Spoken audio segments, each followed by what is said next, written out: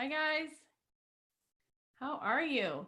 Sorry about that. My Zoom was like not working as fast as I wanted it to, and I realized it's because I was signed out and I was clicking on the link and nothing was happening. Hope you guys are having a great week. Can you guys hear me? Yes. Great. Guys, overachievers on a holiday here on the call. Cool. All right, I'm gonna mute everybody just so there's no background noise. Great. Great. Okay. So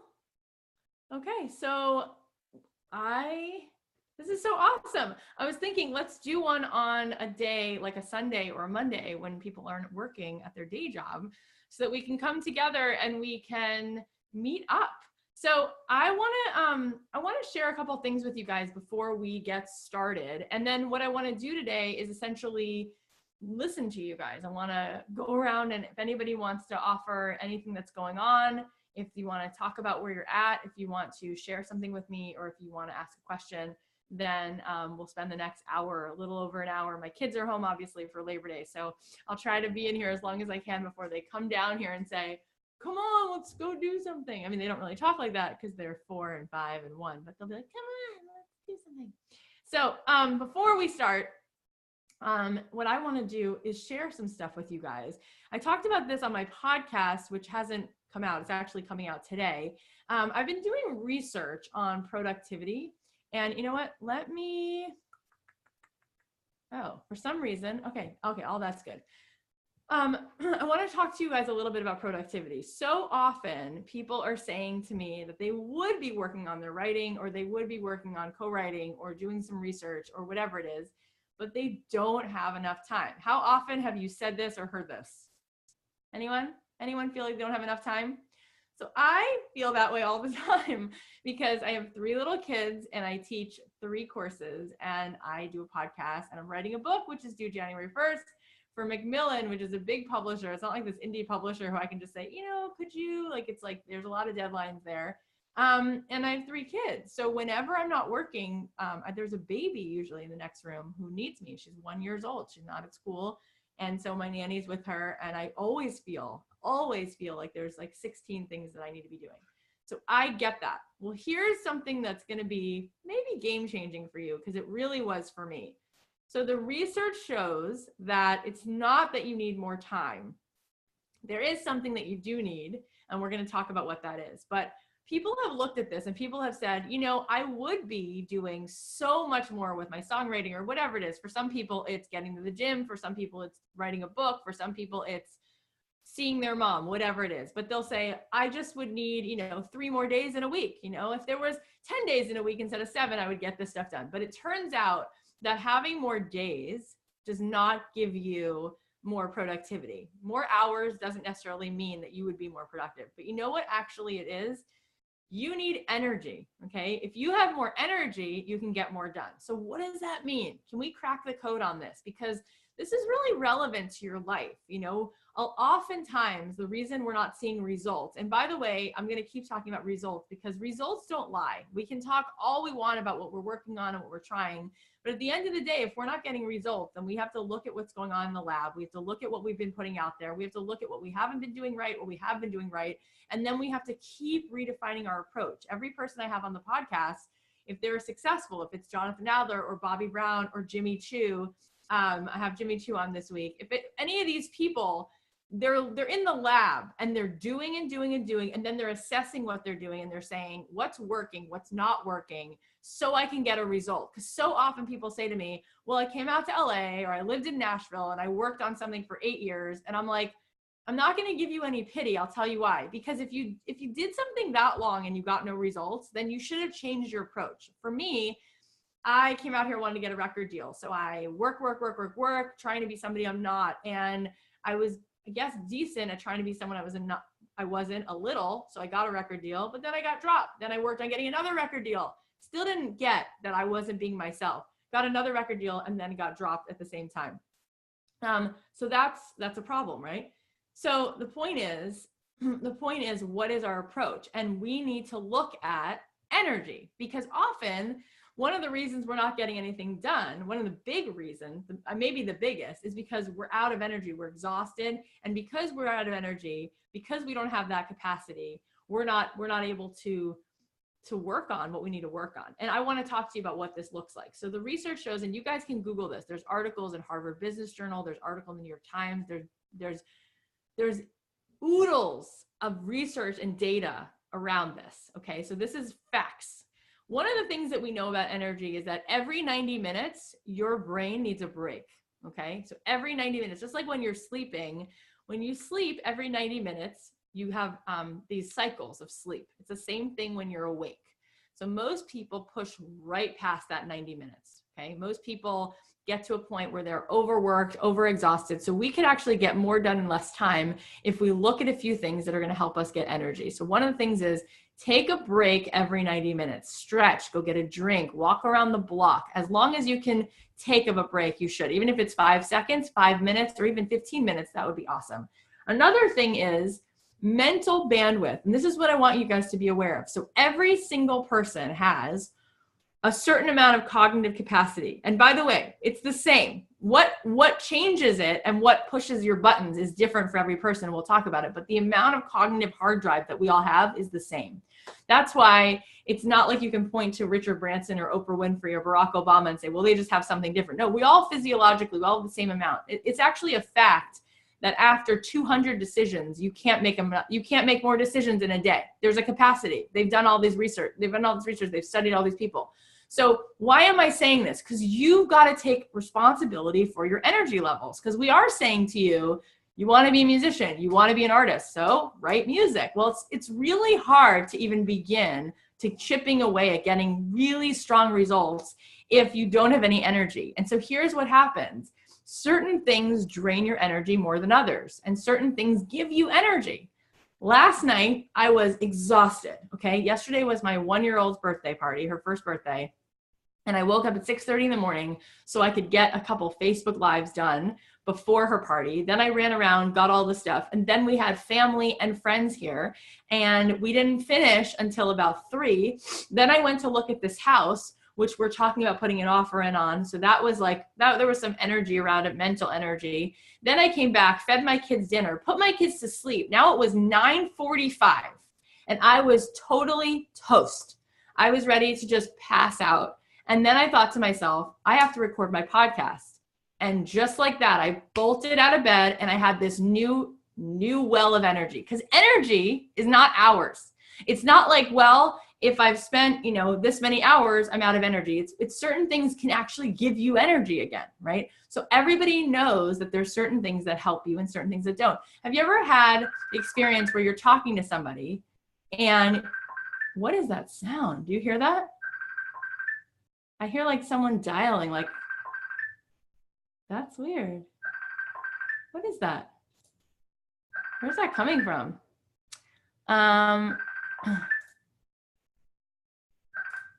What was that? That's weird. Okay. Oh, you know what it was? Someone was calling me on Facebook. Not helpful, people. Don't you know we're working on this? Anyway, so have you ever had the experience where you talk to somebody and you're totally drained, right? Well, that happens because certain things drain your energy. Like I've had experiences where I've only been, let's say it's only noon, but I just had such a stressful conversation with somebody, or I was in a meeting that was just like so intense and I'm done. I'm done for the day. And that can happen. Think about it like your iPhone battery, okay? We all know the experience of when we have our iPhone and you see in the top corner that it's like on red and you have like 10% and then 6%, you're like, oh, no. Like everybody has that anxiety. We know what that feels like. I know I took my kids to see Despicable Me 3. And as I'm walking in, I'm like, I better have battery because I'm not going to sit and watch this stupid movie. I got to get work done. Like I'm type A. So I'm like, all right, I got to have my phone. And like, I look down, I'm like, I have 20%. Like, this is not going to work. So I go into the Apple store. I'm like, I don't care what it costs. Give me some battery. So I buy this like external battery. It was like $100. My husband later was like, you just need to like spend $100. You couldn't have thought. I'm like, no, I have to have the battery for the 2 hours of that movie. I am not going to sit there and watch Despicable Me 3, even if it's great. I've got to get work done and it's summer and I got to still be a mom. So we know what that feels like. Well, you have that in your body, okay? And you have to manage it. You have to manage it. So you have to start to think a little bit about what are some things that drain your energy, because you've got a certain amount. And what are some things that are going to give you energy so that you can sort of manage the supply that you have, because you've got to take responsibility for what you're not getting done and what you really want to do with this life. And we can't just keep doing the same stuff week after week and say, I just don't have enough time, because that's not true. It's not the time. It's the energy. That's why, and let me tell you something. So they found out, they've done research around certain mental states. People who are, now you're going to laugh. I laugh as I say it because I'm like, this is me. But when you're really enthusiastic about something, you get energy from that. So for me, my mom used to say to me, like, you're so positive. You're just so positive. And that's what it is. And I'm like, it's not that I write good songs, it's that I'm positive. She's like, you're really positive. And it's true, because positivity gives you energy. And that's why there's certain people, when you're around them or you listen to their podcasts or whatever, you're like, oh, I just feel energized, because positivity gives you energy. The same thing is true in the opposite way for anger. And a lot of people carry around unexpressed anger. They're pissed about something all the time. Do you ever know somebody who's just like always pissed off? That person doesn't have as much energy, because anger is a real drain. It just sucks it out of you. So it's almost more practical to be like, what's something new I can tell myself about this story, about this person, or about this thing that happened, so I can let that go? Because even if I don't think that it's sort of like if you have apps running in the background, if you have angry thoughts and anxiety running in the background, I'm telling you what, I know this might sound like, why is she talking about this?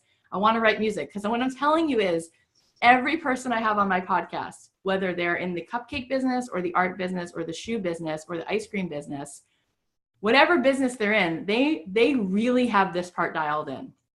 They really have this part dialed in.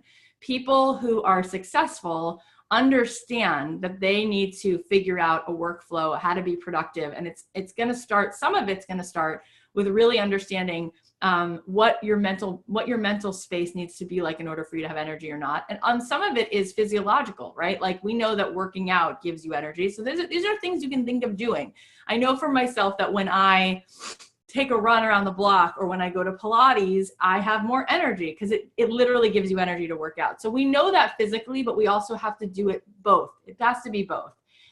So thinking about some of these things, I just think can help you guys start to infuse your week with some more insight so that you can get more out of your days, right? That's the thing. You want to have more productive time in less hours, and it has to do with how much energy you have. The other thing I want to talk about today, in addition to that, which I just think is like, for me, I don't know about you guys, but for me, that was a game changer. When I realized, like, it's not an excuse to not have time. It's about how much energy I have, and I have some control over that. That changed my life, because I was like, okay, well, the other thing to think about is, what are the hardest things that you have to do today? Don't save that to when the battery is on 2%. Do that first, so that you have a lot of energy to help you push through the fact that you're uncomfortable doing it, whether it's setting up a co-write or going to the co-write, or whether it's, sending an email to a music supervisor. You need extra energy for the things that are difficult. So make sure, because what you're going to find, and this is the second thing I wanted to talk about before we listen to what you guys have going on, is accountability. Okay, so research shows, and this whole thing that I'm telling you right now, this is all just about productivity. You want to be more productive, right? Because that's the goal. You want to get results, you got to be more productive. So we got to have a productive approach. So the other thing I wanted to talk about productivity, in addition to energy, and the way that you think about your energy and the way you start to take responsibility for that, is your accountability. So they've done research, and it shows, like, so many people are going to say to you, oh, there's so many things I want to get done. Okay, well, it's January 1st, so I have a list. Okay, you ready? And you're like, great. And they're like, okay, I want to walk more. I want to diet. I want to go see my mom. I want to make time to be with my kids. I want to be in a play. I want to take swimming lessons, whatever it is. And people don't get anything done. Like, this is a perpetual state. So why is that? It's because part of it, we found out from research, is when you have accountability to somebody else, you are much more likely to get that thing done. And if you have accountability to a group, you're like supersizing that. The odds that you will get that done, if you tell, there's something called social pressure. Now, everybody knows what social pressure is when it's awful, right? But we forget that social pressure can be awesome. So there are ways in which this group, right? This group has already helped you guys. Maybe it's not even, you're not even conscious of it. It might be unconscious. You help each other. You help each other get stuff done. Just by seeing each other posting things, it's like very motivating, the support. But also, I want you to start to use it to your benefit in a new way. I want you to start to post in the group when you have an intention to do something and tell us when you think you're going to get it done by. And I want somebody to look at that, and I want somebody to say, because people are always writing comments, so I don't think this is going to be difficult for one of the people in the comments, if not all of them, hopefully all of them, but at least one person needs to comment back and say, did you do it, right? So I want you to post, I want to have a song done by next Tuesday, and I want you to put the date, because don't expect us to like go through posts and then count days. I want to have a song done by September 12th. Or I want to have a co-write scheduled by September 8th. I want to have lyrics written. I want to have a playlist, whatever you want to get done. And I want you to tell us when. And when September 8th and 9th and 10th rolls around, I want you guys to look at that. And I want somebody to say, did you get it done? And here's something else you can do. So saying things in a group is really helpful. Let me give you an example. So I used to work at this real estate company. And when I moved to LA, I had so many odd jobs. One was I answered phones at a real estate company. One was I worked in a casting office. One was I worked in a preschool office. I mean, I worked for an oncologist. I did like a million day jobs.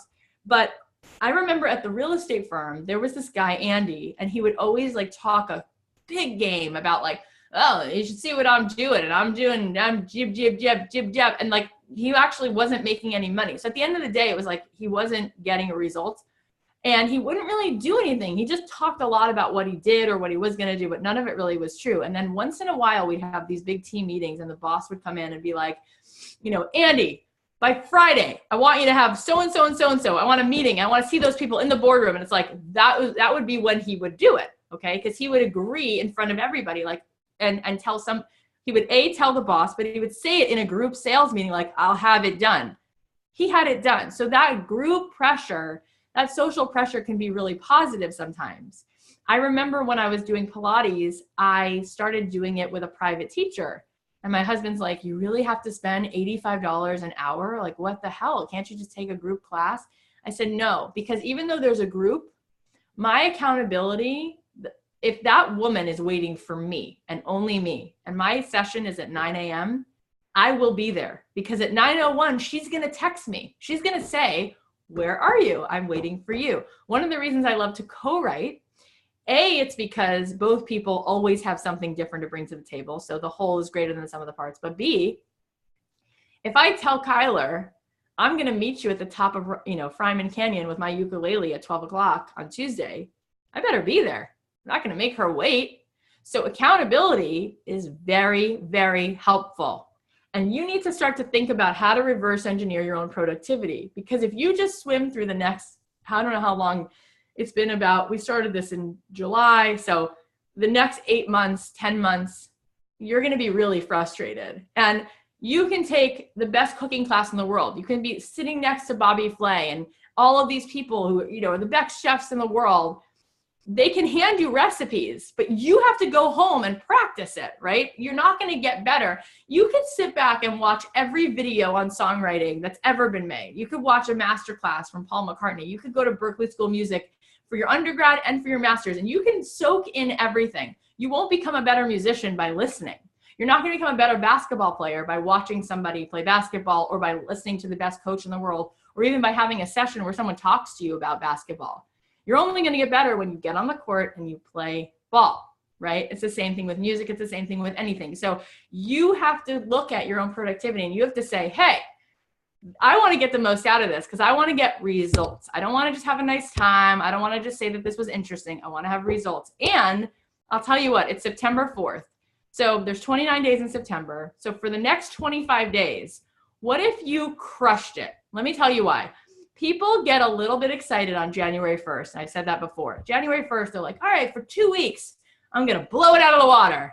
Come January 16th, I'm going to sit on my butt and do nothing, right? How often does that happen? So what if you got a head start? You have 4 months. What could you do with the motivation you're going to get? Because everyone gets a little bit of it around January. January 1st. What could you do with that motivation if you prep for that? Have you ever watched a cooking show?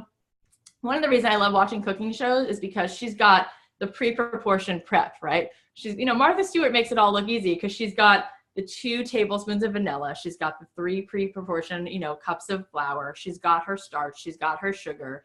And it's like, I would be the best cook if someone would prep my kitchen. I'll cook you all day long. I'll cook you lunch, dinner, breakfast. I'll be amazing. Now it's not true because I haven't practiced. See, I still have to practice. Even the recipe will turn out like crap if I haven't practiced. But I could get better if you want to come and prep my kitchen.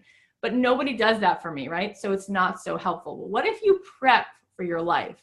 When we're gonna launch this course, okay? We launched it in June. We prepped for that, okay? Well, part of the prep is we spent 10 years, Ari and I, separately trying to figure out what the heck we're doing so we have something interesting to share, right? Like, you guys have seen the Billboard article, but this is like this article from Variety, and there's another one up here from another magazine. So it's like, I had to prep to actually have some results so I could share that with you. That's a lot of prep. But then there's more prep when it's like, what's the class going to be about? How are we going to lay this out? What are we going to do? So that we don't just say like on June 19th, hi guys, we have a class. You want to sign up? Anyone? It's like, no one's coming. You have to prep. So you can get a head start on all the other people who are right now. By the way, let me just say to the 29 of you who are here right now, you're amazing. Okay. It's Labor Day. Well, for those of you who might be in another country, not Labor Day, but for those of you who are here, it's Labor Day and you're here. So this ain't no joke. Like, you show up, you showed up, you signed up for the class, which is already a huge step because that's a commitment.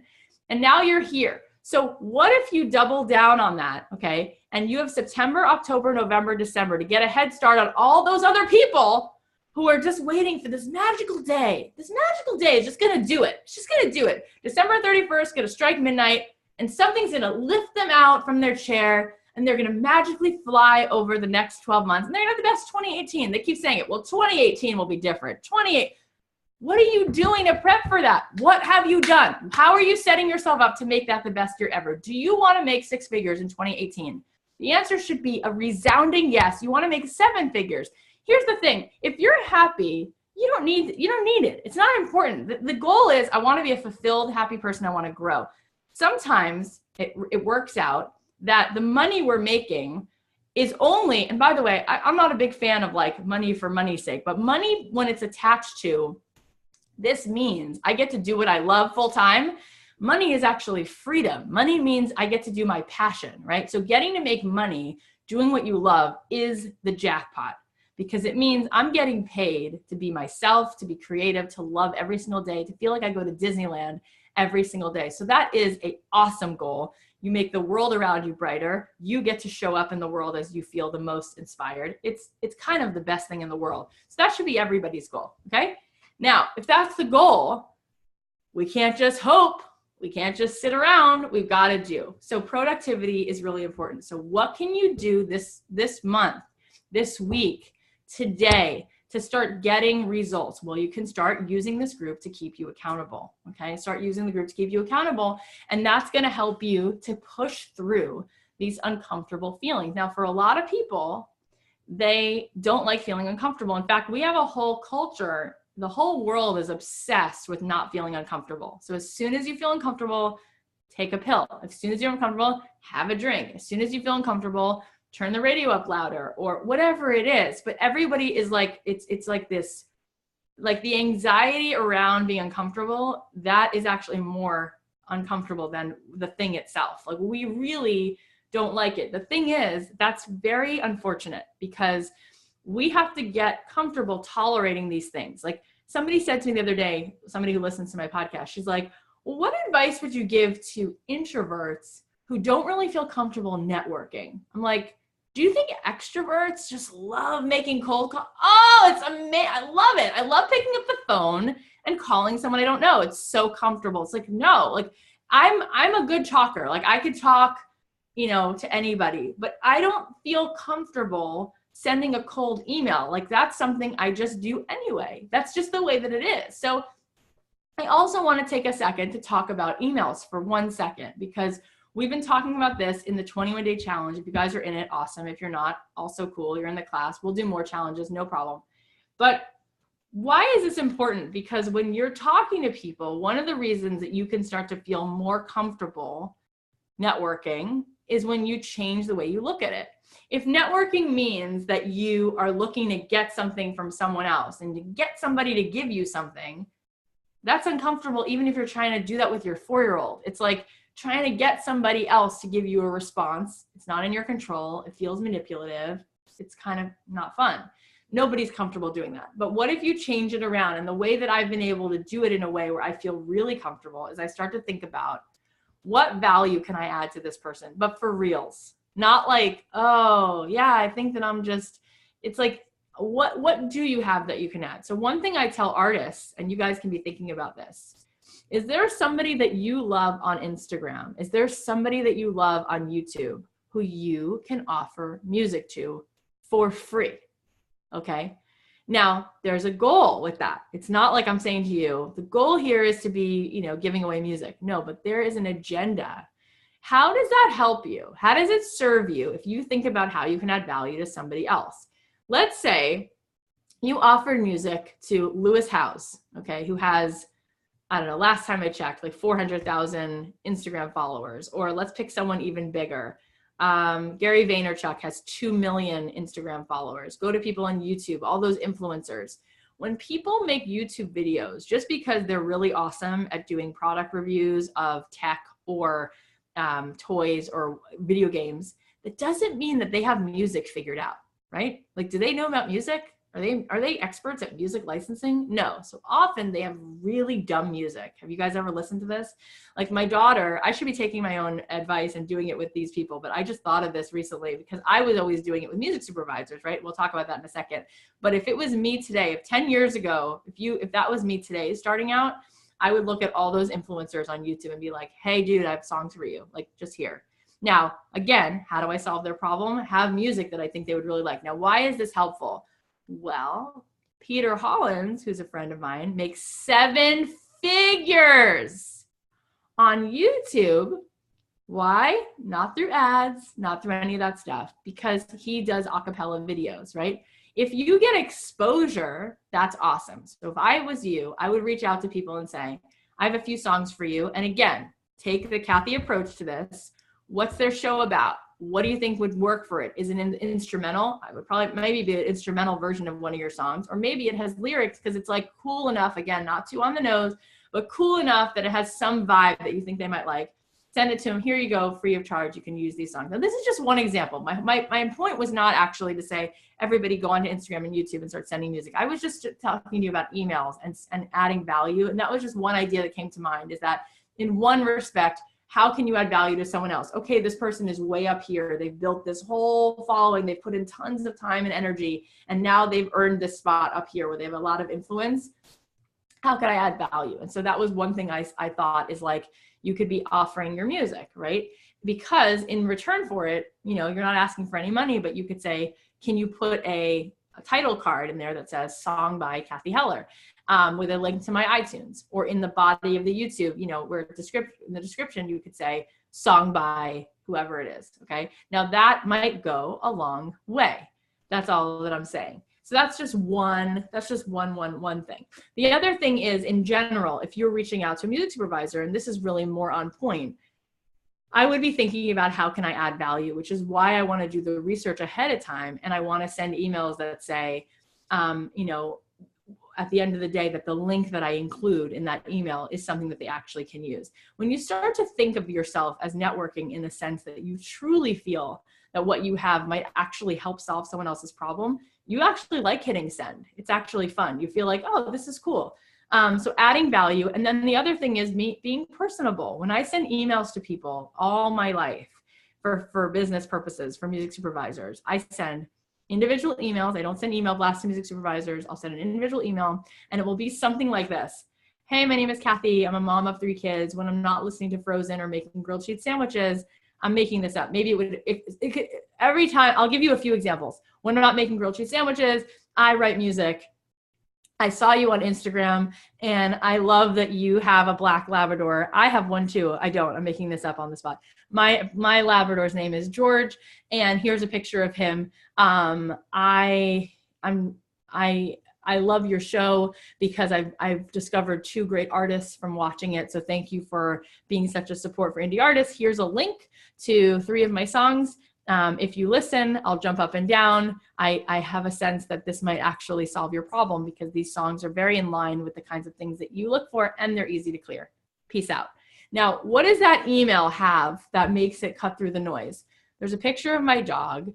I'd say that I'm listening to Frozen and making grilled cheese. So it's not all about music. All day long, I get emails from other people, and it's all about the work. And after a while, all the emails look the same, and I can't distinguish them. But when somebody sends me something, and this is another example. So when Sonnet got engaged a year ago, I said, use it in your emails. She said, what do you mean? I said, just like this. Imagine that she got engaged yesterday. Hey, I'm making this up. Hey, Michelle. I hope you had a great Labor Day weekend. My name is Sonnet. I actually just got engaged yesterday. If you have any wedding advice, if you have any marriage advice for me, I could certainly use it. I've been following you and I love your show. And I love that one song that you used. And by the way, you guys can get all this information from TuneFind, right? You can find out every song that's been used on every show. Or if you're emailing somebody at an ad agency, you can find that out. And if you feel like you want to take the approach of solely reaching out to licensing agents, it's the same drill. And I would say do both. Always do both. Have an agent and also fly your own flag at the same time. Why not?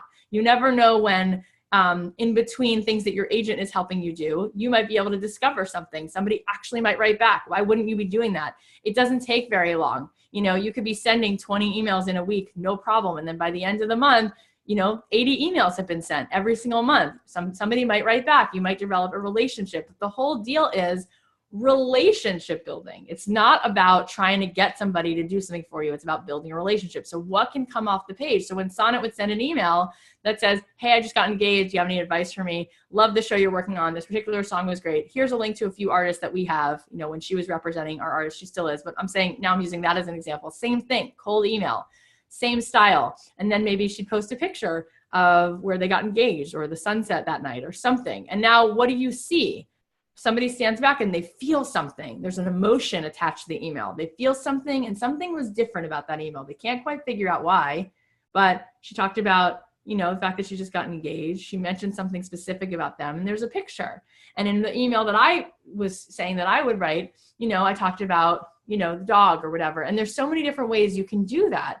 Hey, I'm starting summer. Hope you have some great plans. I'm going to South America for the first time. Have you ever been there? Anyway, reaching, just personal relationship building. Think about meeting somebody on a plane you're sitting next to, or the first day of summer camp. You know how to make relationships. You wouldn't like it if somebody walked up to you and just said, like, here's my music, here's what I do, music, world, work. It's just not as effective. Hang on, I think we're gonna get a visit from one of my kids. No, I think my husband ushered them away. Good work. I said I need to get a sign on my office door that says like recording, not recording, because I record the podcast sometimes and it's like, Mommy, can I have some oranges? I'm like, hold on. What was I just gonna say? See, train of thought. Okay, so sending emails, personable, making relationships, and then adding value. Does that help? Does this feel like it makes sense? Okay, so I'm gonna stop talking. We've got 20 minutes. This was really a time for me to come on, say what's up, check in, hopefully give you guys a boost of energy. Let me just go over what we talked about. Energy is something that we have some control over. What are things in your day that are gonna help you gain more energy? What are things that you can do, and how can you take responsibility for that so you have more energy in your life so you can get more stuff done? Accountability, post in the Facebook group. What are things that you can start to say that you want to get done, and then use the group social pressure for positive reason to help you get results. And then we talked about networking and how networking is really uncomfortable, except for the fact that you might actually turn it around and make it about adding value and making friendships and relationships and turning things on their head and not making them businessy, but making emails casual and talking about things that are not just about work. And I'm telling you, I wouldn't say this to you if this was a lark. This works, okay? I built my whole business on standing out from other people's emails by being a little bit out of the box, a little bit more personable. And after a while, people are like, oh, well, at the very least, I got a little sense of who she is from that email. And they're short and they're sweet. And then every time I click on the song, or the one time I clicked on it, God, Cathy's music really is what I need. So both the approach of studying what's in the class, doing the research, so the music is great, and then finding a way to get them to listen by sending an email that is personable. And I don't think that once a month is too much. I think once a month is a good marker. Once a month, consistently, you can keep checking in with people.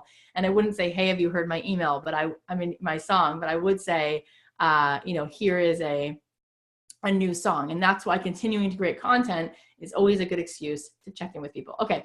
I have 20 minutes before my kids start losing their minds, because I've been down here since 7 a.m. working. And they're like, hello, do you want to be with us? So do you guys know how to raise your hand? John raised his hand. So I'll just click on as many people as I can one at a time. So let's start with John. Hey, John, what's up? Hi, can you hear me? Yep. Oh, great. This is the first time I've raised my hand. So anyway, there were a couple of things, but the first thing I'll touch on, it relates to your relationship, building relationships and networking and getting out of your comfort zone. Yep. And I was at a concert with a fellow who's just an amazing fiddler and guitarist. And on the song I'm writing, I thought that really needs violin or fiddle, and I'm too rusty to brush up in the time frame. So I thought, I'll just go up to him and ask him, would you play fiddle on my song? And so I got a chance to talk with him, and I said, I'm in this class, and I'm at a point where I'm writing a song, and I need a fiddle. How much do you charge? And he gave me his rate. I said, I'd love to have you play. And he recommended some local people he knew, but he said that he would be willing to do it. So I went and I researched his webpage afterwards and found out that he was also a music supervisor or music producer. And so I was ready to write an email to him and ask him that as well, but he was having another concert. I went to that concert and got to talk to him again, and he said he'd be willing to listen to my song and do producing on it, and he'd play the fiddle. And I mentioned I had a great drummer in mind named Joe Lindsayus, and I noticed when I bought your CD off your website that he was playing on it. He said, oh yeah, Joe's a great drummer. I said, I used to play in a band with him. You did? Wow, you're lucky to have him play on your CD. So and then the person who's recording the CD, the song for me tomorrow, we have it booked, got that all set up. He also knows this fiddler, and the fiddler recorded his Christmas album at his studio, along with the drummer, which I didn't know.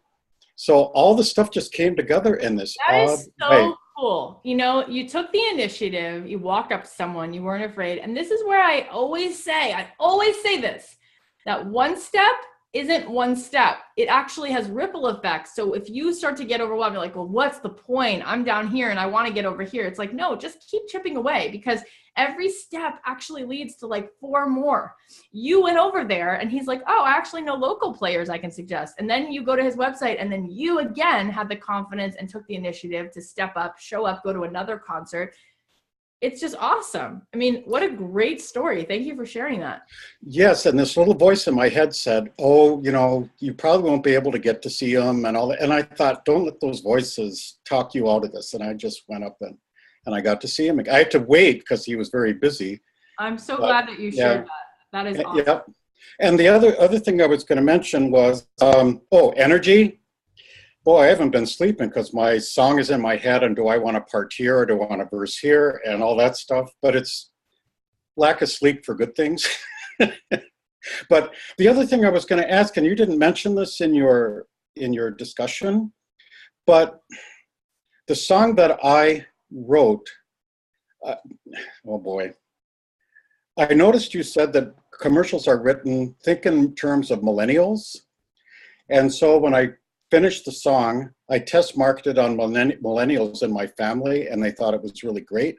I was at a park yesterday, and there were some young people, and the friend I was with, he says, hey, why don't you go test your song out on those people? I says, geez, I don't even know them. He says, I'll go out there and do it. Okay, so I had my guitar with, and I went out there, and I helped them take a family photo because they, not all of them were in the picture. And they said, oh, thank you very much. And I said, I've got my guitar, and you're millennials. I said, would you like to hear the song I'm writing? Oh, sure, for a commercial or for TV or whatever. So I started playing it, and immediately they all started tapping their toes or their feet. And I said, what do you think of it? Oh, it's a great song. I thought, oh, here's my test market. You know, 2 days in a row I did something. So I got out of that comfort zone, and it gives you energy, speaking of energy, to keep going. It totally does. And that's the thing. That's why so many successful people, like, they just don't sleep, but they don't need as much sleep because they get energy. Like, sleep does give you energy, but so does things like that, growth. Yeah, and absolutely. being positive and all of that stuff. So thank you so much for sharing that, John. Yeah. Can I ask one more question real quick? Okay. This may sound like egotistical. I mean, I really believe in the song. So when I look at your postings of, well, this ad is for like 2,000 and this one is for 10 and this was for 100. And I thought, well, what if this song is really good? Wouldn't you want to pitch it to the highest dollar amount, or do you pitch it to all of them? I mean, you can't have everybody using the same song. I mean, you've got.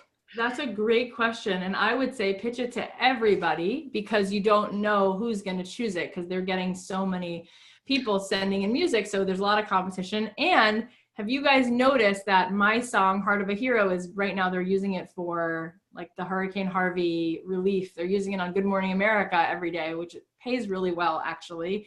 And that song was recently in Younger. You guys, we posted that. Do you remember? So I wouldn't worry about it, because when you're an indie artist, like my song We're Good Together has been used in Hasbro, and it's been used for a Disney ad, and it was used for McDonald's. On the indie level, they're not as worried about where it's been, unless it's a direct competitor, like, oh, hi, we're a shoe company and you already had that same song in a shoe ad. Other than that, I don't think you should worry about it. I think you guys should pitch for as many things as possible. Okay, thank you. Yeah, yay. Jennifer, I see your hand up. What's up? Hi there. How are you? Good. I'm good. Okay, so thank you so much. That was very inspirational. I'm a mom too, and trying to find time to volunteer my time and to also be a mom and be a wife, everything. It is really hard. Okay, so just as a reminder, I normally don't get to come to your sessions, so I'm kind of thankful for this thing, because normally it's during a time where I'm picking up my kids and multiple times after school activities. So I'm excited about this. But what I had a question about is I have been in Celtic music for my entire career, but I have kind of dabbled into other things. I've played in a lot of country bands just because I was paying the bills and do everything I needed to do to get into the music business. So I've done other things. So when you inspired me to try the sync thing, I went to my producer and I said, okay, we're going to do something different. And he was super excited because he doesn't have a Celtic background at all. So he was excited to do something different. So I feel like I'm really scared that I'm not in the right direction, and I don't want to spend, I mean, obviously it needs improvement, but I would love it if you could take a listen and tell me if I am anywhere close to where, or just give me some kind of feedback, and I'll post a link. You know what I'm going to do? I'm going to take it. I'm going to give it to myself, and I'm going to email you back either a voice memo or an email back with my thoughts on it. Okay, awesome. No, it would be great, because I feel like I don't want, if I need to go in another direction, I want to go in another direction. Do you know what I mean? Consider it done. And as far as accountability, I'm telling you this in front of the group, you will hear from me today. Thank you very much. I appreciate it. Awesome. Okay, I just emailed that to myself. Cool. Thanks for sharing that. I'm so glad you got to be here. Scott, I see your hand up. Hi. How's it going? Great class, and just, it's incredible. And I'm on a co-write with two other folks who are here with us today, Bev and Dennis. Yeah. And we are nearing completion of production. We have another step, and that's getting our vocalist. But I think we're all excited, and just looking down the road a bit, it kind of gets to the question. I don't know. I have no idea how this works as far as pitching. Since we are all co-writers, can we all go out to different contacts pitching the same song?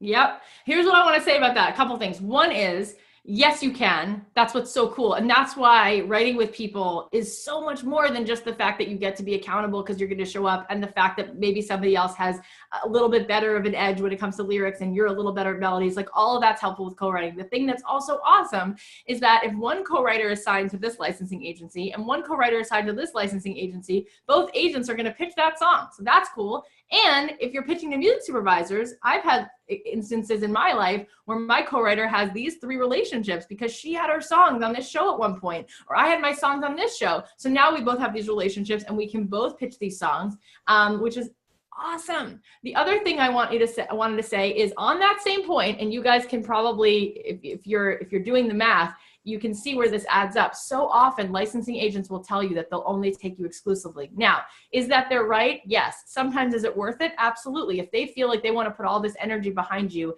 and they want an exclusivity back from you, that makes a lot of sense. Some people have that set up. However, if they tell you the reason why they want that is because people get frustrated when they get the song from different places, that part's not true. Does it mean that they shouldn't have exclusivity? No. A lot of people are so good at their job. They deserve that exclusivity. They want that kind of relationship. That's a very normal thing. That's fine. But a lot of people are willing to sign you non-exclusively because other people will say the reason they need you exclusively is because a music supervisor gets annoyed when they get the song from different places. It's not true, because they typically get the song from different places, because most of the big name artists, there's several co-writers on there with different publishers attached to each person. The song gets pitched from different people who can clear different parts of the song. Does that make sense? So that should not stand in your way. And if someone says that to you, it's not true, so we can just get rid of that. But if somebody says to you with full integrity, I want to sign you exclusively because that's just the way I roll, fine. But if you want to sign to someone else who's non-exclusive, don't worry that it's going to inhibit your being able to get stuff, because a music supervisor is going to get annoyed. They're always getting songs from different people when the song has different co-writers, so that's not the problem. And can you pitch it? Yes. All that you do is make sure that your co-writers are all clear, good to go. And if they're not good to go, because this one has to get permission from the publisher, that's also fine. Just make sure exactly what the situation is so that when you're talking about the song, you know exactly how to call each part. Okay, we own it each a third, or I own the whole master, but Bev and Dennis co-write it. However you have it set up, make sure that it's clear. Everybody owns an equal part of the master, whatever that is. As long as that information is clear, everyone can be pitching it all the time. Great. You anticipated the second half of my question. Thank you. Yeah, awesome. Cool. These are great questions. I'm looking. Oh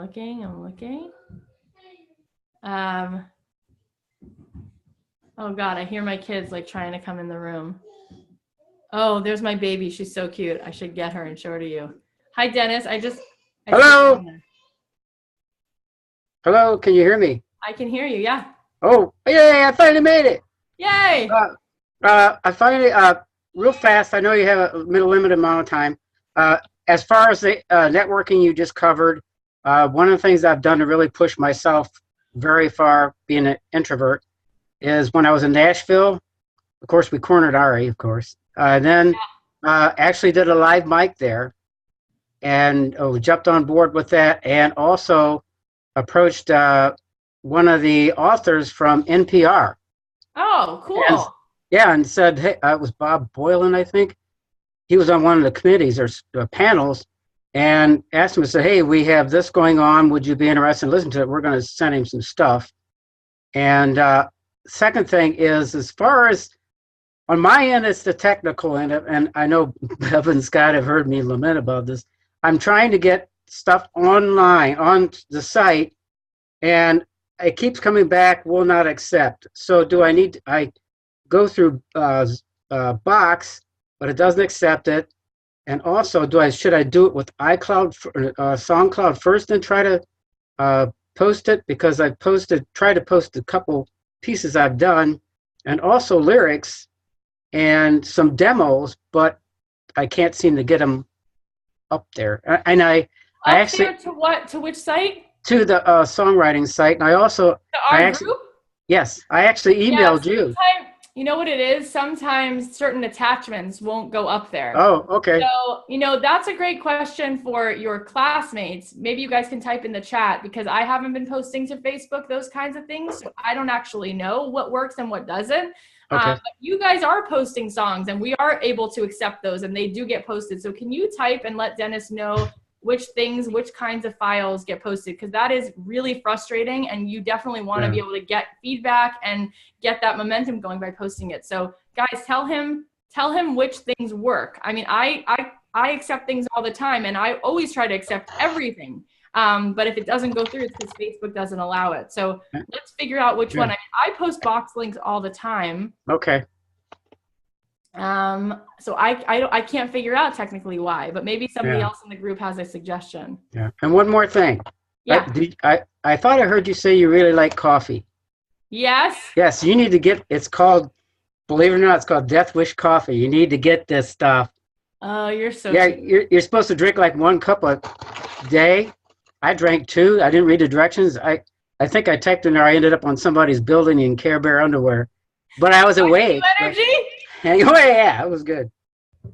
Awesome. But thanks so much. Yeah, you guys are the best. Okay, Derek, I see your hand up. Wait, let me unmute you. Hey, what's up? Hey, can you guys hear me? Yep. Cool. Hey, everyone. I have 2 questions real quick. First one, I just finished my song with Bill Loeffler. Super excited about it. If I send it to you, will you give it a listen for me? Yeah, send it to me. Put it in the chat so I can hear it. Awesome, will do. And secondly, thanks so much for talking about what to include in the email. I found those super helpful. I was just curious what your favorite things to put in the email title is. Like things that you so that's a great question. And everyone's trying to hack that. So for me, let's say I talked about licorice and my Labrador and Labor Day weekend, or I got engaged. I would put that stuff in the title. It would be something like, George the Poodle and pumpkin spice lattes, if I mention them, because I don't want to tell people what the email is about, because I know for myself, when I get tons and tons of emails, which I do, if somebody says to me, song to be considered, I'm like, okay, later, I don't have time for that right now. But if somebody says to me, unless I'm sitting down to listen to songs, and by the way, we just hired 2 new people under Sonnet so we can listen to everything. And it's worth the investment from us because we just want to make sure everything gets heard. And then what they do is they send us anything that they're like, you guys have to hear this, whatever. So anyway, but the point is, as far as sending emails, don't tell them what the email is about, because they might just decide from the subject line not to read it then. So I would be out of the box about it. And if you talked about, snowboarding, even for a second, and you talked about, I don't know, Ohio or the Oilers or whatever, just put it in there. And they'll be like, what's that about? Snowboarding and, I don't know. That's what I would do. So it's better to be out of the box. Like they're not going to disregard that as like, oh, okay. Here's what I can tell you. I mean, ask Bill. Bill tells me, like when I started working with him, he had already worked with Ingrid Michaelson and Katie Herzig and, all these people that I loved. And I was like, oh, and ask him. He's like, Cathy, you're the machine. You're the person who gets everything accomplished and everything done. And we recorded 3 albums together and almost all those. And that's how I send emails. So I'm telling you based on, results. I'm not saying that I know objectively based on every email that's ever been sent in the world, but based on what I've been doing, it works. Yeah. Okay. Sam. Awesome. Thanks so much. I put the link in the chat. Oh, cool. I'm going to grab it, Derek. And I'm going to listen to it today. So you have my accountability there. So let me just email that to myself. And Sam, I'm going to get your question. Awesome. Thanks, Cathy. Yeah, awesome. I'm so glad you worked with Bill. That's cool. He and I have spent a lot of time together. He's crazy in the best way. Crazy. Okay. All right. So what's up, Sam? What's up? Yeah, going 90 miles an hour here. So excited. Good. Don't have too many questions. Getting some emails back finally from music supervisors, nice. From different people. So how good does that feel? I know, it's awesome. And the tough thing is, your music's out there. I've gotten this, and curious your thoughts on this, but I've gotten back in emails more than once now. We're going to put that song in a folder or in a something, like a gal just wrote that works for Lionsgate Films. She goes, yeah, this is the kind of stuff we're using on Lionsgate Films. We're going to put that in our folder of music. So then it's Samantha? like, huh? Was it Samantha? No, it wasn't. But it was Doesn't matter. yeah. So Okay. yeah, so your music's like out there somewhere, No, so one step that's okay. closer. So let me just tell you how awesome that is. Okay, so they get so much music. I can't even tell you how much they get. Like my friends who work who work in that business as supervisors have said they'll get up to use the bathroom and they'll come back and it's like 1,000 more emails. I'm not joking. It's crazy because I'll tell you why. In the ad world, and this is something we'll talk about more and more over the year, they don't get as much music. They get a ton, but they don't get as much because it's harder to figure out who the producers are. Okay. It's harder to figure out who those people are because when you go to an ad website, you can't go to IMDb and find out, this person, chose the music, but the music supervisors who are at the, at network, it's a finite group of people and they usually move around. So if this person leaves Lionsgate, they go to Paramount. So at the end of the day, people wind up figuring out who these people are. So they get inundated. So if somebody responds to you, number one, that's already huge. If somebody says to you, put it in a folder, that's great. So what they do is they make these folders of playlists, like songs about home, songs about, great for an ending, so whatever it is. And then they keep that very sacred because you wouldn't believe how much music they get. They have to be very picky about songs they put in those folders because they only want to be able to go through songs that they know they love. Right? So that's a great sign. I'm really happy for you. I love that you are getting that. I love that you're sharing that with everyone because it's very hopeful. Yeah. Awesome. Yeah. This class has been like, it's been giving me just, more focus, more direction. So great. I'm on it. Great. That makes me so happy. I love that. I'm so glad that you shared that. Thank you so much. And I know that you're so close because like once you get that feedback, then now it's just a matter of timing. Now it's a matter of them having a spot where your song comes in and they remember it that particular time. And there you go. So if I was you, if you're already getting that feedback, now you have proof. Now you have reassurance that other music supervisors are going to like that too. So are you guys looking at that Google Doc? Because that's crazy. There's so many emails. When I started out, I didn't have a Google Doc like that. Now, like I said, I wouldn't be able to have any more career if you guys were like, Cathy Heller gave me all the emails. Is that not cool? Like people would just stop talking to me. But I am looking and seeing that there's a lot of correct information on there. And I want you guys to continue to fill up that Google Doc because you can figure out where their email addresses are. And remember, there's only a certain like email address sort of configuration. So it's either going to, if someone works, let me give you an example. If someone works at Sony, and their name is Samantha Smith, it's either going to be smith@sony.com or it's going to be samantha.smith@sony.com. It's not that hard. So you guys could send emails when you're ready and then would see which one bounces back and the one that doesn't, put it on the Google Doc. It really isn't that hard. It's pretty clear. And if the person works at Chop Shop, same thing, right? It's like, it's either first initial last name or first name, not last name. There you go. There's all your email addresses. Boom. Very, very cool. I love it. And Sam, my point is to you, if you're already getting that feedback, you should be just pounding that. Like you should, at least 10 a day, you should be sending out those emails. Yeah. Hey, I have one more thing real quick. Yeah. And this is just something that I don't know like what this is worth, or it's something I learned actually in a film class. I'm taking film classes at UCLA, getting some emails there. And I was watching a interview from the class of assistant editor to a big time TV show. And the guy's interviewing him and he has all the show in front of him, like on the screen right there. And he's showing like his editing steps and stuff. And then it got down to the music level and the interviewer started asking him about music. Ooh, good. I know. I was like sitting there with my notepad. I'm like scribbling notes real fast. And he asked the guy, he said, okay, so how does this work? You have sound effects, you have this, you have that. And now down at the bottom, I see you have like some music there. And the assistant editor said something that just like hit me like a ton of bricks. He said some music comes in from the supervisor of the show, but he goes, a lot of times I'll find cool stuff too, and I'll put it in the bottom. And that was like a ding, ding, ding. So there's music supervisors, but maybe that is so awesome. Editors are also yes. And I found that guy's email. Oh, and you did? And I emailed him too. I'm like, hey, I saw your interview on this UCLA class, and would you take a listen to my music? So that's so awesome. And you know what? They probably get a lot less emails about music than music supervisors do. So that just makes sense when you're playing the odds. And this is what I mean about the hustle, because so often people are just like, it's just not working. I'm like, what are you doing? Like, how much are you doing? Like, yes, you need to create content. That is so crucial, because if someone clicks, you need to have done the research. You need to look at your lyrics. You need to make sure that you're writing music for sync or whatever it is you're doing. If you're trying to get a book deal, have the chapters ready, right? It's just like common sense. But how much are you doing to be getting it out there? And in my view, I think what really makes sense is to be creating and then submitting and then getting feedback, hopefully, and folding that in and continuing to create. But you're always creating, because even if you don't hear back, I would be thinking, well, I haven't heard back. No big deal. I want to create new music and more content, so I have another reason to bug them. But that's a great, that we can get so much mileage out of that. Thank you for saying that. Maybe we should add an editors tab to that Google Doc, and you guys can start sprinkling in some editors in there, because they probably, like the redheaded stepchild, no one pays attention, and they do temp in music every day, every single day. That's true.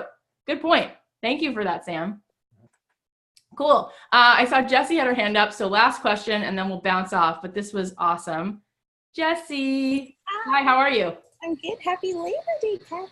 Yeah, thank you. Thank you for your labor on Labor Day when you should be resting. Yes, and my daughter's 1 year old, but she was happy birthday. She was born like the day after Labor Day. Weird. So sweet. My nephew is the month old today, so they share your birthday. So you guys want to see a picture? Just really quick, just because I told you every 90 minutes, we lose our brain power. So here's, even though it hasn't been 90 minutes, it's getting there. Here's my daughter. Oh, so you guys see her? This is yesterday, right before her party. Okay, I'm done. The little tutu. Yeah, she's so cute. She's so fat. Like, honest to God, like everyone comes over to me like, oh my God. And they want to say it. They're like, she's so, it's okay. She'll grow out of it. I'm like, it's not an insult. Like, the fatter, the better. Come on. Anyway, Jessie, back to you. Okay, so I'm doing a lot of co-writes thanks to you, which I was really nervous about prior to your encouragement or push, whichever way we want to look at it. And they've been great. They're also across multiple genres, and people tend to pick me to be the one-stop contact. So, because I'm just, highly motivated, very energetic, very positive. I'm like, no, we can do this. I'm very organized at the same time. I've got that left and right brain thing going. So my question is this: if I'm the one-stop contact for different genres and I'm sending them to music supervisors, are they going to be like, what does this girl thinking, or what does she do? Because I'm also most of the time the lead singer on them, so it's my voice on a hip hop track, and it's my voice in an indie pop clap track, and it's my voice on this rock guitar track. So as an artist and as the one-stop contact, is it going to be like overwhelming for them? No.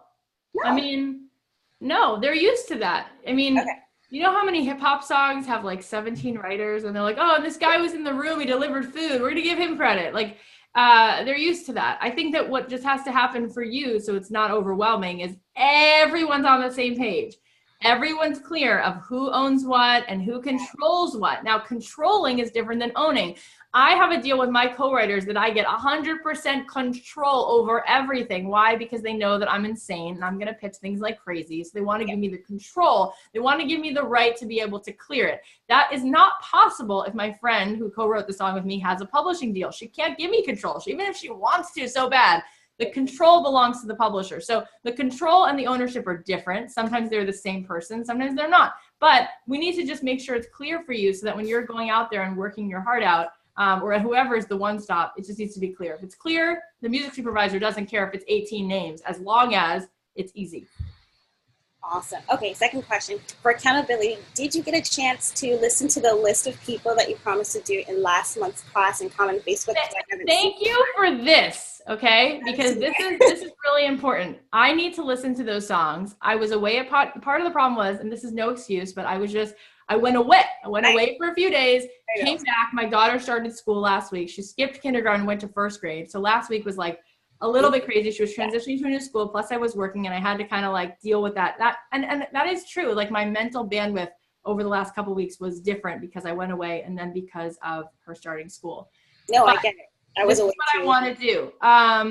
By tomorrow morning, I'm going to tell you this right now. I'm going to go on and listen to that. So I have to go into the Facebook group and find them, which is going to be a little annoying because they're not all in one place. But I'm going to try to find as many as I can. Is your song in there, Jessie? Yeah, I'm also give it to you here. Okay, I'm going to send this to myself. Yeah, The Glowing Sky, and then if you could also listen to Magic Bliss. Those are my 2 aliases. My band Okay. had different co-writers per. Okay, well, I'll tell you what, these songs, because they're right here, these I'll definitely listen to today. Appreciate you so much, Cathy. Yes. And let me just send this to myself, songs to listen to. And these are from, okay, great. Done. Okay, I said last question before, but I saw Chris, you just raised your hand. So what's up, Chris? Hey, I guess I put this in the chat. I don't know if you saw it. Some people saw it, but I've been trying to find out, because I know I'm an actress too, and I know that you can get like the breakdowns of like what's casting, what they're looking for. Is there something like that that exists that's accessible to someone that's not like an official agent, to be able to see what people are actually looking for, so that we're not just like, hey, here's all my songs in case you want to use them? Yeah, it's a great question. And guess what? There's no breakdown. We don't get them. Nothing exists like that. It would be so helpful to us if that existed. I think it would be so unhelpful to music supervisors. Here's what happens. They send so many searches out, and most of them I'm not getting. I'm getting just the ones I'm getting. So this is what I'm saying. Each music supervisor has a group of relationships, and they decide, okay, Cathy wouldn't have this song, but so-and-so will. Sometimes it's like, wait, you don't even know. I might have an artist who has that song, but they decide who they think they can trust to have it creatively down, and who they think they can trust to have it in the bag when it comes to clearing a song. So thankfully we are trusted when it comes to clearing, but people decide who they think we have on our roster. And so they only email us certain searches. Now, good news is we still get a few a day, but do you know how many songs are being looked at every single day? Much more than 3 or 6. There's like probably like hundreds, right, around the world. So I only know a few, and I get like individual emails, like this one's from Paramount, this one's from Ogilvy, this one, and they come in and they're like precious, and I like email Sonnet, and I email the rest of the team, Melissa and Annie and Ryan, and we look at it and we're like, okay, what do we have? And we start to pull through our catalog. I wish that existed for me, but the reason why I'm glad it doesn't is because if music supervisors had something like that and there was direct access, see the difference in a breakdown and that is that for breakdowns, people send headshots, right? And then there's a person who looks through headshots and then decides who they're going to call in, or sometimes it's an open call. For songs, you've got to listen through music, okay? And they just don't have the infrastructure for that. If you could just look at it, ding, ding, ding, ding, ding, maybe they would, but also the difference is they're not going to clear you as an actor when you walk in for the audition, and it's not as complicated. For songs, I think they're afraid to put something like that out there, because if they start getting all this music from whoever, they don't know if they own the rights to it. That's really dangerous. They could get fired. They could lose their job. The show could get sued. So it's much more complicated. So I am telling you with every cell in my being, the 100% honest truth, there is no breakdown. I have no access to that. And I don't get most of the searches. I just get my share. And then I'll talk to somebody else who works at Zinc or Secret Road. Like we have Kayla coming in the access group on October 3rd. She's from Secret Road. And she's like, oh, I didn't get that search. Sometimes I get, because I have co-writers who are at Secret Road, and oftentimes I'll get the song pitched and she'll be like, didn't even know about that. And I'm like, well, what are you working on? I'm like, didn't know about that, because we all just have different access. So it's just the whatever people that you've made relationships with, they would send you something. Yeah, that's right. Now, that is a thing, and I'm not pushing it hard because I'm not a salesperson, and you guys have gotten to know me. That's not my thing. My thing is like, how many opportunities can I possibly create? The Access program is something, if you guys want, you can join it. You guys get a discount because you're in this class if you want to join it. Now, the reason we charge for it is because we're paying these people to come in and speak in the class. So we just had Eric from Deutsch. Eric is awesome. Deutsch is one of the biggest ad agencies. And then what we're doing in the Access program is 3 things. We're bringing on licensing agents to talk to you guys directly. We're bringing on music supervisors directly, which we do that a little bit in the class. But we're also bringing on in that class, we're bringing in search opportunities. And that's one of the main reasons we hired more staff. So in order to be in that class, you either have to have been in already in this class, or you have to have been in 1.0. Because guys, you guys get lucky. I'm telling you the truth. If you went to 6-figure songwriting, you can't enroll for 6-figure songwriting. That curriculum is not open for enrollment.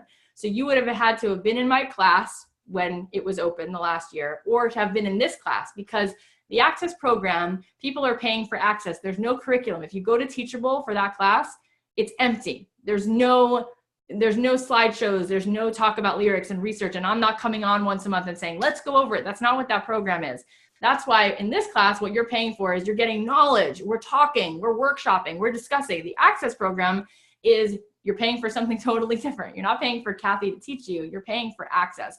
So if and when you guys decide that you want that, we're paying these people money, a decent amount of money, every person, to come on and talk to us. And we're getting the best of the best. So October 3rd, Kayla from Secret Road, she's running that department. She's like the person.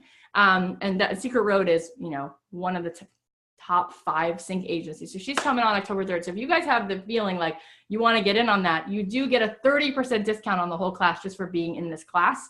And so that's just something, if you felt it was worth it. If you don't, do it down the road, do it whenever you want. But what we wanted to do is we wanted to create a whole sort of system so that once you felt you got the curriculum and you're there, we want to help you now with opportunities to be able to submit it to those people. And you can do this on your own. And I hope that you will. I hope you'll be reaching out to people on your own anyway. But this is just yet another thing if you want it. But to answer your question, Chris, no, there is no breakdown. I wish it existed for my sake, but they don't have it for their sake. Okay, so in conclusion, I hope that this gave you some energy for your Labor Day weekend. I'm really impressed that you guys showed up. I was like, honestly thinking, who's going to be here? They're going to be like, is it going to be me talking to myself like, hey, Kat, I like Coca-Cola too. Nice shirt. What's doing? But you guys showed up, didn't make me look like an idiot. You didn't stand me up. I felt a little bit cool, and I felt really proud of you guys mostly. I'm joking. It wasn't about me. I'm really proud of you for taking the time to be accountable to yourself, getting the most out of this. I hope that you can go back and think about what we talked about and use it, right? Sam gave us a great idea, reaching out to editors. John gave us a great idea, taking chances, getting out of your comfort zone. I love that Jesse's doing all this co-writing. I love that all of you are doing all this co-writing. Do it. Tolerate that discomfort, because boy, does it pay. The hustle pays. Doing things that are uncomfortable, you get disproportionately rewarded for having that hustle, having that heart, and making connections. And it's exciting. It's exciting to hear what Sam's saying, that he's getting responses. It's exciting to see that you guys are getting songs created and done, and you're working with each other. Take it another step. Put stuff in the group. Tell people that you want to be accountable. Tell people you want accountability buddies, somebody to check in with once a week and go over goals with. Or ask the group, say, I want to have this done by this date. And then you guys help each other. Say, just give somebody a little message back. Did you get it done? Put it in the group even. Don't just call the person out in the group. Did you get that co-write done? Let's start to help each other get results, because that is amazing. And watch your energy. Think about things that drain you. Think about things that don't. Get rid of the excuse that you need more hours. Not true, not helpful. You don't need more hours. You need more energy. You can get a wave of energy, and you can wind up staying up 2 hours more than you ever thought possible. And you could be pumped and excited because you're energized. What's going to give you energy? Is it my podcast? Have you guys come on and listen? Because you should. It's fun. It's free. It's on iTunes. What gives you energy? Come up with what that is. Make a playlist of 10 empowering songs. Go for a run. Take some breaks every 90 minutes. We covered a lot of good stuff. I thought this was a lot of fun. I mean, can you tell? This is so much fun for me. I would rather work than go on vacation, because this doesn't feel like work. It's a joy. Part of the reason it's a joy is because you guys make it fun, and you're awesome, and you're smart, and I respect you, and I'm proud of you. And so is Sonnet, and so is Ari. And how proud were we of Ari at his CD Baby talk, man? God, that was cool. He did such a good job. And I was like, that's my man. Look at him. Look at him doing it. Speaking and I, by the way, was really exciting. We were both, so I couldn't go to Nashville. Kevin's like, can you come down to the CD Baby conference? I would have loved to be speaking there, but I was speaking at Podcast Movement, which was so cool. And I met all these cool podcasters, and Dr. Drew, Adam Carolla's old partner, he got this award, and I got to meet all these cool people, like the people who make the show Serial, and all these, there's all this podcasting stuff that's happening, which is cool. So it was the same weekend, so I couldn't be there, but I hope that you guys got to watch his replay, because he crushed it. So look at us, right? Look at us doing stuff and having fun and being purposeful and being, happier versions of ourselves. That's great. Have a great day, guys. If you missed any part of it, you can watch the replay, because Sonnet will post this in the group, and I'll talk to you guys soon. Bye.